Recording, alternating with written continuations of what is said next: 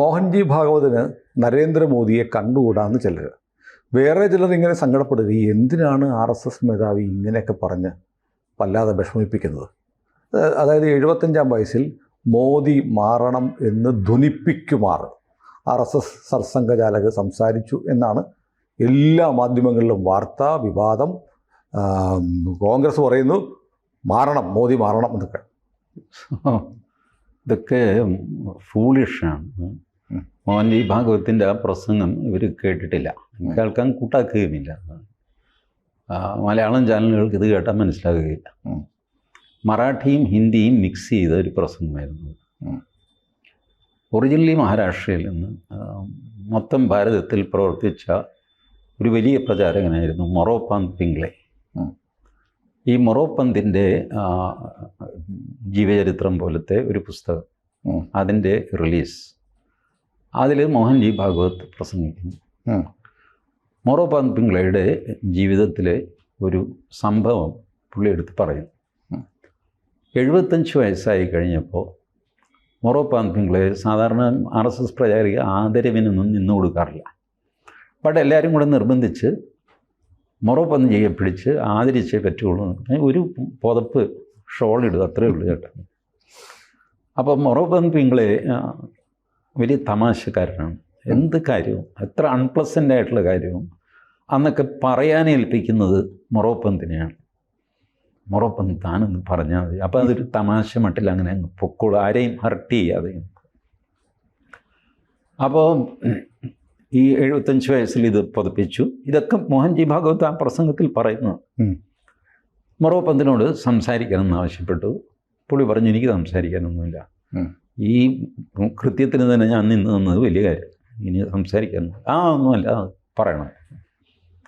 ശരി എന്ന് പറഞ്ഞു എണീറ്റ് മൊറോപന്ത് പറഞ്ഞു, ഞാൻ എന്തെങ്കിലും പറഞ്ഞാൽ നിങ്ങളെല്ലാം ചിരിക്കും, ഞാനൊന്നും പറഞ്ഞില്ലെങ്കിൽ തന്നെ നിങ്ങൾ ചിരിക്കും, ഞാൻ വെറുതെ എണീറ്റ് നിന്നാൽ ആൾക്കാർ ചിരി തുടങ്ങും. എനിക്ക് തോന്നുന്നത് 75 വർഷമായിട്ടും എന്നെ ആരും ഗൗരവമായിട്ട് എടുക്കുന്നില്ല. ഒരു തമാശക്കാരൻ ആയിട്ടേ എല്ലാവരും എന്നെ കാണുന്നുള്ളൂ എന്ന് എനിക്ക് തന്നെ തോന്നുന്നു. കാരണം ഇങ്ങനെ നിങ്ങൾ ചിരിച്ചാൽ ഞാൻ എന്ത് ചെയ്യും? ഒന്നിനും ഒരു ഗൗരവം ആരും കൊടുക്കുന്നു. എന്നിട്ട് മൊറോപന്ത് പറഞ്ഞു, ഈ 75 വയസ്സിൽ എന്നെ പുതപ്പിച്ചതിന് വേറൊരു അർത്ഥം കൂടെ ഉണ്ട്. ചേട്ടാ, 75 വയസ്സായി, ഇനിയൊന്നും മാറിക്കേ, ഞങ്ങളൊന്ന് കയറി പ്രവർത്തിക്കട്ടെ എന്നൊരർത്ഥവും കൂടെ ഉണ്ട് എന്നെനിക്കറിയാം. അപ്പോൾ കൂട്ടച്ചിരിയായി. എന്നിട്ട് മോഹൻജി മറാഠിയിലേക്ക് കിടക്കുന്നു. മറാഠിയിലെ ചില വരികൾ പറയുന്നു. ആ പുസ്തകം എല്ലാവരും വായിച്ചിരിക്കേണ്ടതാണ് എന്നൊക്കെ പറയുന്നു. സെൽഫ്ലെസ് സർവീസ് മൊറോപന്ത് പിംഗ്ലയുടെ. ഈ 75 വയസ്സിൽ പുതപ്പിച്ചത് അദ്ദേഹത്തിന് ഇഷ്ടപ്പെട്ടില്ല. ഈ പുതപ്പിക്കൽ ഒരു RSS സ്വഭാവമല്ല. പിന്നെ നിങ്ങളുടെ നിർബന്ധത്തിന് ഞാൻ വഴങ്ങി. ഈ കാര്യം നേരിട്ട് പറയാതെ ഒരു തമാശയിലൂടെ പറയുകയായിരുന്നു. 75 വയസ്സിൽ എന്നെ പുതപ്പിച്ചത് മാറി ചേട്ട എന്നുള്ള അർത്ഥത്തിലാണ് എന്നെനിക്കറിയാം എന്ന് പറഞ്ഞതോടെ എല്ലാവരും ചിരിച്ചെങ്കിലും ആ മെസ്സേജ് എല്ലാവർക്കും കിട്ടി. ഇത് മൊത്തത്തിൽ ഇതൊരു ശരിയായ കാര്യമല്ല. അപ്പോൾ അൺപ്ലസൻ്റ് കാര്യങ്ങൾ പ്ലസൻ്റായിട്ട് എങ്ങനെ അവതരിപ്പിക്കാമെന്നുള്ളതിൻ്റെ ഉദാഹരണമാണ് മൊറോപന്ത് പിംഗ്ലെ. ഇങ്ങനെ പോയി ആ പ്രസംഗം. പിന്നെ ഒരുപാട് അദ്ദേഹം പറയുന്നൊക്കെയുണ്ട്. പെട്ടെന്ന് മറാഠിയിലാകും, പെട്ടെന്ന് ഹിന്ദിയിലാകും. ഇങ്ങനെ ഇതിന് മോദിയുമായിട്ട് ഒന്നും യാതൊരു ബന്ധവുമില്ല. നമ്പർ 2, BJPയിൽ 75 വയസ്സെന്ന് പറഞ്ഞൊരു ഏജ് ലിമിറ്റ് ഇല്ല. ആരെ ഇത് പറഞ്ഞു 75 വയസ്സായ നിമിഷം പറഞ്ഞു വിട്ട ആരുടെയെങ്കിലും പേര് പറഞ്ഞു? ഇല്ല. അദ്വാനിയുടെയും മുരളി മനോഹർ ജോഷിയുടെയും അല്ല, അവർ ക്യാബിനറ്റിൽ എടുത്തില്ല. അപ്പോൾ അന്നാരോ ഈ 75 എന്ന് പറഞ്ഞു. സ്പീക്കറായിരുന്നു സുമിത്ര മഹാജൻ. നെക്സ്റ്റ് ടൈം അവർക്ക് സീറ്റ് കൊടുത്തില്ല. അപ്പോൾ ബാക്കിയുള്ളവർ പറഞ്ഞു 75 കഴിഞ്ഞതുകൊണ്ടാണ്. അപ്പോഴും 75 കഴിഞ്ഞ കൽരാജ് മിശ്ര ക്യാബിനറ്റിലിരിക്കുന്നു. 76 77 മറ്റോ ആയപ്പോഴാണ് പുള്ളി ഗവർണറായിട്ട് പോവുക. അങ്ങനെ വെച്ചത് 75 എന്ന് പറഞ്ഞാൽ പ്രായപരിധി BJPയിലില്ല, RSSലും ഇല്ല. അനൗദ്യോഗികമായിട്ട് എനിക്കറിയാം 72 RSSൽ സാധാരണഗതിയിൽ ആൾക്കാർ ഇനി എനിക്ക് വയ്യ, എന്നെ മാറ്റണം എന്ന് പറയുന്ന ഒരു ഏജ്. മാറ്റണം എന്നൊന്നുമില്ല. ഇല്ലില്ല ചേട്ടൻ തന്നെ ഇരിക്കുമെന്ന് പറഞ്ഞാൽ കഴിഞ്ഞു, ഇത്രേ ഉള്ളൂ. അല്ലാതെ അതിൽ നിർബന്ധമൊന്നുമല്ല. 72 കൃത്യം ഓരോരുത്തരുടെ ഡേറ്റ് ഓഫ് ബർത്ത് ഡെയിലി കമ്പ്യൂട്ടറിൽ ഇട്ട് വെച്ചിരിക്കുന്നു. ആ ഡേറ്റ് ആയി കഴിയുമ്പോൾ പി എന്ന് പറഞ്ഞ് മോഹൻജി ഭാഗവത്, അയ്യോ ദേ കിടക്കുന്നു എൻ്റെ ഡ്രസ്സിങ്. എന്ത് ഭ്രാന്ത്! വെറുതെ അങ്ങനെ ഒരു ഏർപ്പാടേ ഇല്ല. ഇത് മൊറോപ്പൻ പിള്ളയുടെ അദ്ദേഹത്തെ പറ്റിയുള്ള പുസ്തകം റിലീസ് ചെയ്യുമ്പോൾ നടത്തിയ ഒരു പ്രസംഗത്തിൽ നടന്ന സംഭവം പറഞ്ഞത് മോദിയെ പറ്റിയാണെന്നൊക്കെ പറഞ്ഞു തുടങ്ങിയാൽ എന്ത് ചെയ്യും? അല്ല, മോദി 75 വയസ്സിൽ മാറണമെന്ന് ഇവിടുത്തെ പ്രതിപക്ഷം ഇത്രയേറെ ആഗ്രഹിക്കുന്നതിന് പിന്നിലെ കാരണം എന്താ? മോദി 75 നാളെ മാറണം, ഇപ്പം മാറണം എന്നാണ് അവരുടെ ആഗ്രഹം. അവർക്ക് ഈ മോദിയോടുള്ള വിരോധം മൂത്ത് എനിക്കറിയില്ല. ഇനി അവരെങ്ങാനും ചെന്നിട്ട് മോദിയെ ബലം പ്രയോഗിച്ച് കസേരയിൽ നിന്ന് മാറ്റി അവിടെ രാഹുൽ ഗാന്ധിയെ ഇരുത്തുമെന്ന് എനിക്കറിയില്ല. അത്രയ്ക്ക് ഒരു പേഴ്സണൽ ഹെയ്റ്റ്. അല്ല, ഈ ശത്രുത മാത്രമാണോ മോദി അവിടെ നിൽക്കുമ്പോൾ ഞങ്ങൾക്കൊന്നും ചെയ്യാൻ കഴിയില്ല എന്നുള്ള ദയനീയാവസ്ഥ കൊണ്ടാണോ? അതാണ് ശത്രുതയുടെ അടിസ്ഥാനം. മോദി കരിസ്മാറ്റിക് ലീഡറാണ് എന്ന് ശശി തരൂർ പറഞ്ഞു. അത് പറയരുതായിരുന്നു. അത് ഫാക്റ്റ് അല്ലേ? മോദി ഒരു കരിസ്മാറ്റിക് ലീഡർ അല്ലേ? ആണ്. പ്രിയങ്ക ഗാന്ധി ഒരു കരിസ്മാറ്റിക് ലീഡർ അല്ലേ? പ്രിയങ്ക ഗാന്ധി വരുന്നു എന്ന് പറഞ്ഞാൽ നമ്മൾ രണ്ടും അടക്കം, എറണാകുളത്ത് അവർ വരുന്നു എന്ന് പറഞ്ഞാൽ നമ്മൾ ചേട്ടാ വാ നമുക്കൊന്ന് പോവാം. പ്രിയങ്ക ഗാന്ധി, സോണിയാഗാന്ധി കരിസ്മാറ്റിക്കാണ്. വെച്ചാൽ അവർ വരുന്നു എന്ന് പറഞ്ഞു കഴിഞ്ഞാൽ 10 ആൾ കൂടും. കരിസ്മയുണ്ട്. അത് തെറ്റെന്താ? മോദിക്ക് ഒരു കരിസ്മാറ്റിക് ലീഡറാണ്, ഫൈൻ, ആ ഫാക്റ്റാണത്. അമിത്ഷാ കരിസ്മാറ്റിക്കാണ്, പിണറായി വിജയൻ കരിസ്മാറ്റിക്കാണ്. ബട്ട് ശിവൻകുട്ടി കരിസ്മാറ്റിക് അല്ല. ആരും വരില്ല. ശിവൻകുട്ടി പ്രസംഗിക്കുന്നു വൈകുന്നേരം രാജേന്ദ്ര മൈതാനിൽ എന്ന് പറഞ്ഞാൽ നമ്മൾ നിവൃത്തിയുണ്ട് രാജേന്ദ്ര മൈതാനിയുടെ അടുത്തൂടെ പോകാൻ വേറെ വഴിക്ക് പോക്കളെ. കരിസ്മാറ്റിക് അല്ല എന്ന് വെച്ച് കഴിവില്ലാത്തവനാണെന്നോ മോശമാണെന്നോ ഒന്നും അതിനർത്ഥമില്ല. ഈ ആളുകളെ അട്രാക്റ്റ് ചെയ്യാനുള്ള, ആളുകളുടെ ഒരു റാലിയിങ് പോയിന്റ് ആവാനുള്ള കഴിവ് എല്ലാവർക്കും ഉണ്ടാവില്ല. അതിന് ആ ഇരിക്കുന്ന കസേര, അതിനുള്ള കുറച്ച് നീതി, ചിട്ട, ഇതെല്ലാം കൂടെ ചേർന്നിട്ടാണ് ഈ കരിസ്മ ഉണ്ടാകുന്നത്. ധാരാളം സിനിമാ നടന്മാരുണ്ട്, അതിൽ കരിസ്മയുള്ളവർ വളരെ കുറവായിരിക്കും. പക്ഷേ ഈ കുറച്ചായിട്ട് RSS മേധാവിയെ ഇങ്ങനെ മിസ്കോട്ട് ചെയ്ത് വലിയ കൺഫ്യൂഷൻ ഉണ്ടാകുന്നുണ്ട്. ഓർക്കുന്നില്ലേ, നമ്മുടെ എല്ലാ പള്ളികളുടെ അടിയിൽ ശിവലിംഗം തിരയണ്ട എന്ന് പറഞ്ഞ് ഒരു വലിയൊരു ഹിന്ദു മൂവ്മെൻറ്റ് ഉണ്ടായി വരുമ്പോൾ അതിനെയൊക്കെ ഒന്ന് ബ്രേക്ക് ഇട്ട് നിർത്തിവെക്കാനോ പിന്നാക്കം വിടാനോ ഒക്കെ സഹായിച്ചിട്ടുണ്ട്. ഞാനത് നമ്മൾ മുമ്പൊരിക്കൽ ഇതുപോലെ സംസാരിക്കുമ്പോൾ ചേട്ടനൊക്കെ പറഞ്ഞു അതിനൊരു ക്ലാരിഫിക്കേഷൻ വരും വൈകാതെ എന്ന് പറഞ്ഞു. പക്ഷെ വന്നില്ല. അത് ക്ലാരിഫൈ ചെയ്യാതിരിക്കുന്നതാണ് നല്ലത്. അതുകൊണ്ടാണ് ഇത് വരുന്നത്. ക്ലാരിഫൈ ചെയ്യാൻ പോയാൽ വീണ്ടും അത് ചർച്ചയിൽ വരും. സോ ബെറ്റർ അതങ്ങ് പൊക്കോട്ടെ. ഇപ്പോൾ അത് മെയിൻ ചർച്ചയിലില്ലല്ലോ, അതങ്ങ് പൊക്കോട്ടെ. കാരണം നിങ്ങൾ എന്ത് ചെയ്തു കഴിഞ്ഞാലും അത് ഒരു വിവാദമാക്കാം. ഇപ്പോൾ കേരള BJP നടക്കുന്നു. കേരള BJP ഇത്ര സ്ഥാനങ്ങളാണ്. ഒരു 30 സ്ഥാനമുണ്ടെന്ന് വെച്ചാൽ 30 പേർക്കല്ലേ സ്ഥാനം കൊടുക്കാൻ പറ്റുമോ? കുറേ പേര് അതിലൊഴിവായി പോകില്ലേ? സ്വാഭാവികം. ഇപ്പോൾ TG മോഹൻദാസിനെ ഒഴിവാക്കി 4 ദിവസം കഴിയുമ്പോൾ എന്നെ ഒഴിവാക്കിയതാണല്ലോ, ഞാനുടനെ ഫേസ്ബുക്ക് പോസ്റ്റ് ഇടുന്നു. എന്നെ ഒഴിവാക്കിയതല്ല, ഞാൻ എക്കാലത്തും അങ്ങനെയാണ് ഇങ്ങനെയാണ്, സ്ഥാനങ്ങളുടെ പിന്നാലെ ഞാൻ പോയി കിട്ടി, സ്ഥാനങ്ങൾക്ക് പിന്നാലെ താൻ പോയിട്ടില്ല എന്ന് മോഹൻദാസ് എന്ന് പറഞ്ഞാൽ അടുത്ത വാർത്ത. ഇത് മീഡിയയ്ക്ക് അവർക്ക് വാർത്ത വേണം. അവരുടെ കുറ്റമല്ല, അവർ വാർത്ത ഇല്ലെങ്കിൽ അവർ വാർത്ത ഉണ്ടാക്കും. അപ്പോൾ അങ്ങ് വാർത്ത ഉണ്ടാക്കാനായിട്ട് നിങ്ങൾ നിന്ന് കൊടുക്കണോ വേണ്ടത് നിങ്ങൾ തീരുമാനിച്ചാൽ മതി. മോഹൻജി ഭാഗവത് അതിന് നിന്ന് കൊടുക്കണ്ടെന്ന് വിചാരിച്ചു. പറഞ്ഞത് എക്സ്പ്ലെയിൻ ചെയ്യാൻ പോയിട്ട് മോഹൻജി ഭാഗവത് വിശദീകരിച്ചു. അപ്പം നേരത്തെ പറഞ്ഞ് ഇങ്ങനെയായിരുന്നു ഒക്കെ പറഞ്ഞിട്ട് തുടങ്ങുക. ഇതിനിടയ്ക്ക് ഏതെങ്കിലും മധ്യപ്രദേശിലോ ഉത്തർപ്രദേശിലോ ഏതെങ്കിലും MLA എന്തെങ്കിലും അതിനെപ്പറ്റി അഭിപ്രായം പറയും, ഉടനെ ആദ്യമെടുത്ത് പൊക്കിപ്പിടിക്കും. ആ MLA ജീവനോടെ ഉണ്ടെന്ന് അതുവരെ നമുക്കറിയാമല്ല. റിപ്പോർട്ടർ ചാനൽ അയാളുടെ പേരെടുത്ത് പറയുമ്പോഴാണ് നമ്മൾ അറിയുന്നത് MLA ഉണ്ട്. ഇതൊക്കെ see, when they starve for news, they make news. Jose K Mani പാലായിൽ നിന്ന് മാറി കടുത്തുരുത്തിയിൽ മത്സരിക്കാൻ പോകുന്നു. ശരി, പോകുന്നു എന്ന് വെച്ചാൽ ഇപ്പം എന്താ വാർത്തയ്ക്ക് പ്രാധാന്യം എനിക്ക് മനസ്സിലായില്ല. അതിങ്ങനെ ഇട്ട് പെരുപ്പിക്കുക.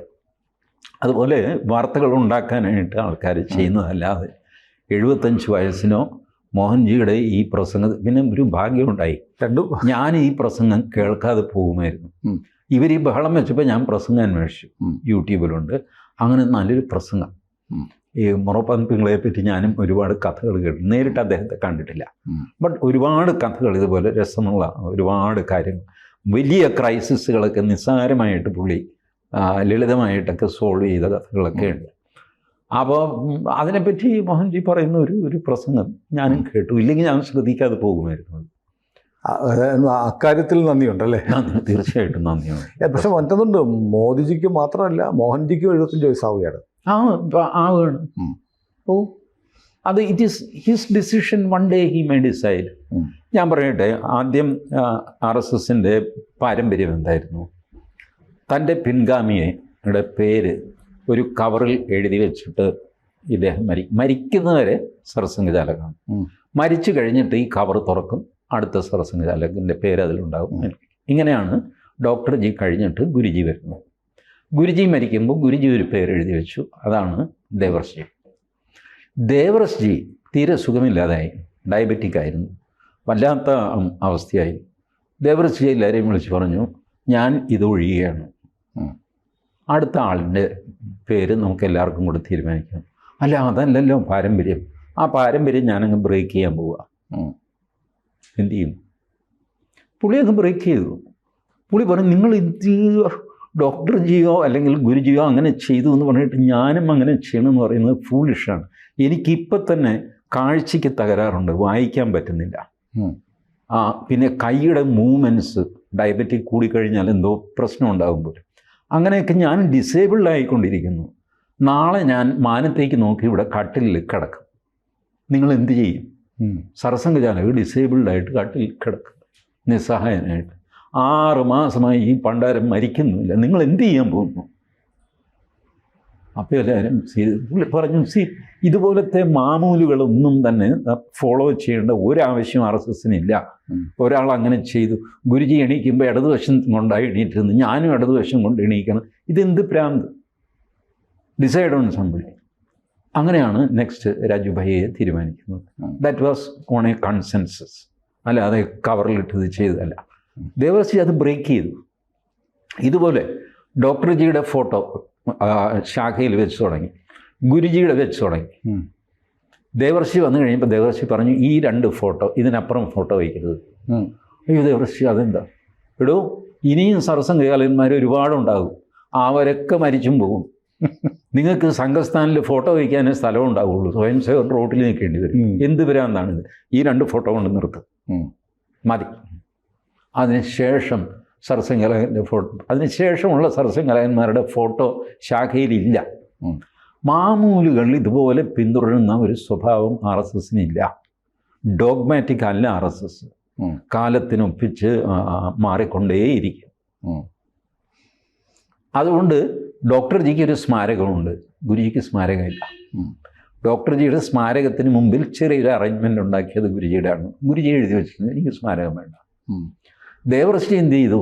ഇതുകൊണ്ട് നിർത്തിക്കൊള്ളണം ഈ സ്മാരക പരിപാടി.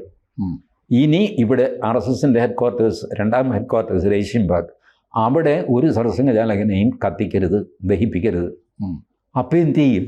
എന്നെ നോർമൽ ആൾക്കാരെ ദഹിപ്പിക്കുന്നിടത്ത് കൊണ്ടുപോകും, നാഗ്പൂരിൽ, അവിടെ ദഹിപ്പിച്ചാൽ മതി. സോ അല്ലെങ്കിൽ ഇദ്ദേഹം പറഞ്ഞു, ഇത് ശ്മശാന ഭൂമിയായിട്ട് മാറും. സ്മാരകങ്ങൾ ഓരോ വീടുകളും മറിക്കും, സ്മാരകം ചെയ്തിട്ട് പറമ്പ് തിറയും. പിന്നെ നിങ്ങളുടെ ആപ്പീസ് എവിടെ വയ്ക്കും നിങ്ങൾ? അപ്പോൾ ഇത് ഈ RSS ഇത്തരം കാര്യങ്ങളിലൊക്കെ വളരെ പ്രോഗ്രസീവായിട്ട് മാറേണ്ടത് മാറ്റിയാണ് ഇവിടം വരെ എത്തിയത്. അതുകൊണ്ട് 75 ഒരു കട്ട് ഓഫ് ഡേറ്റ് ആക്കണമെങ്കിൽ അതിനും RSS തയ്യാറാകും. അത് വേണ്ട, അതൊരു ശരിയല്ല എന്ന് തോന്നിക്കഴിഞ്ഞാൽ അത് എടുത്തു കളയാനും RSSന് മടിയില്ല. അതുള്ളപ്പോൾ പോലും എക്സെപ്ഷൻ ഒരാൾക്ക് കൊടുക്കുക, അതും ചെയ്യും.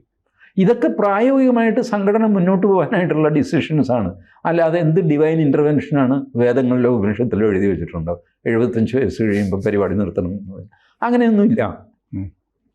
സോ അതുകൊണ്ട് ഇനി അങ്ങനെ എഴുതി വെച്ചിട്ടുണ്ടെങ്കിൽ തന്നെ അത് RSS വകവയ്ക്കുകയില്ല.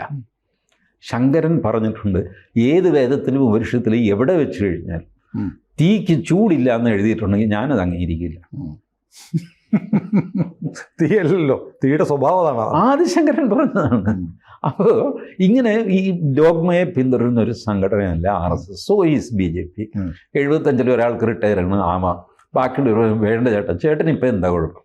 ആ അല്ല കുഴപ്പമല്ല, ഒരു 75 ആയില്ലേ, ഇനി പിള്ളേരൊക്കെ നോക്കണം. അതൊന്നുമല്ല, അത് ചില കാര്യങ്ങളൊക്കെ ചേട്ടൻ ചെയ്താലേ ശരിയാകും. ഓക്കെ, കണ്ടിന്യൂ ചെയ്യും.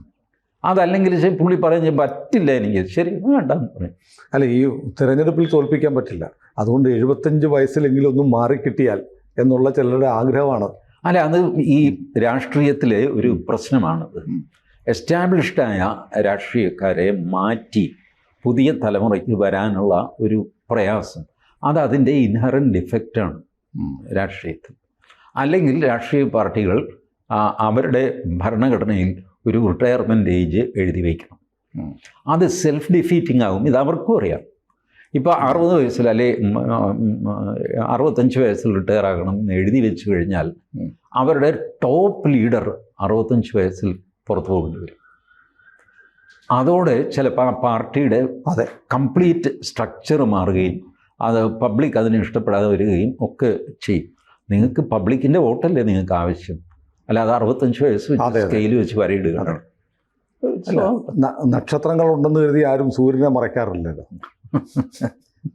കൂടുതൽ വാർത്തകളും വിശേഷങ്ങളും നിങ്ങളിലേക്ക് എത്താൻ ABC മലയാളം സബ്സ്ക്രൈബ് ചെയ്യുക, ബെൽ ബട്ടണും അമർത്തുക.